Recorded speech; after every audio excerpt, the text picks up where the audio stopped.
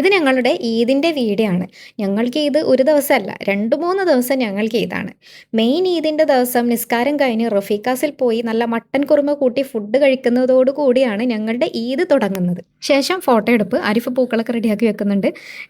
പൂക്കൾക്കിടയിൽ ഒരു വണ്ട് കൂടി പെരുന്നാൾ ആഘോഷിക്കാൻ വന്നിട്ടുണ്ടായിരുന്നു. ഇത് വേറെ എവിടെയല്ല, നമ്മുടെ റോള സ്ക്വയർ പാർക്കാണ്. അങ്ങനെ ഫോട്ടോഷൂട്ടൊക്കെ കഴിഞ്ഞ് ഞങ്ങൾ നേരെ പെട്ടിയും കിടക്കയൊക്കെ എടുത്ത് നാട് വിടാൻ തീരുമാനിച്ചു. നേരെ പോയത് ഫുജൈറ. ബിത്തോവൻസ് ഡാൻസ് സിംഫണിയൊക്കെ കേട്ട് അംബ്രല ബീച്ചിലെത്തി. അവിടെ എത്തിയപ്പോൾ ചവിട്ടിയ കളറ് മാറുന്ന ലൈറ്റ്. അപ്പം ഞങ്ങൾക്കൊരു ഐഡിയ, നല്ല കളറായിട്ട് കുളങ്കര കളിക്കാൻ.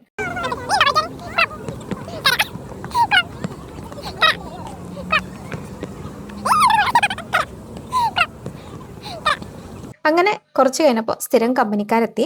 അവിടുന്ന് ഫോട്ടോയും വീഡിയോ ഒക്കെ എടുത്ത് ബീച്ചിൻ്റെ കരയിൽ കാറ്റും കടലിൻ്റെ ഇരമ്പലും ഒക്കെ കേട്ട് ഞങ്ങൾ അവിടെ കുറേ നേരം ഇരുന്നു.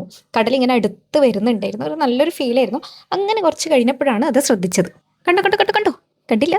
സൂക്ഷിച്ചു നോക്ക്, തിരയിലൊരു വെളിച്ചം.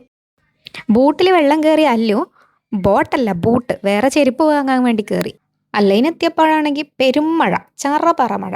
അല്ലൈനിലെ ഫ്രണ്ട്സിനെയും കൂട്ടിയിട്ട് അല്ലൈൻ ഒയാസിസിൽ പോയി കുറേ നടന്നു. അവിടെ ആണെങ്കിൽ ഇപ്പോൾ ലൈറ്റ് ഷോ കൂടി നടക്കുന്നുണ്ട്.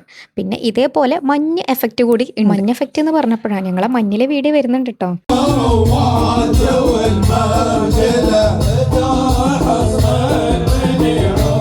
ഇതാണ് അല്ലൈൻ ഒയാസിസിലെ ലൈറ്റ് ഷോ. ലൈറ്റും അടിപൊളി സൗണ്ട് എഫക്റ്റും ഒക്കെ ഉണ്ട്. രാത്രിയാണ് നമുക്കിത് കാണാൻ വേണ്ടി പറ്റുക.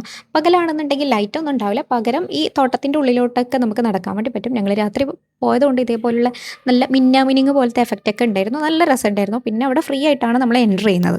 ഇത് കഴിഞ്ഞ് ഈദാൻ മന്തിയിൽ നിന്ന് നല്ല മന്തിയും കഴിച്ചിട്ട് ഞങ്ങൾ നേരെ അബുദാബിയിലേക്ക് വിട്ടു. അവിടെ സ്റ്റേ ചെയ്തു.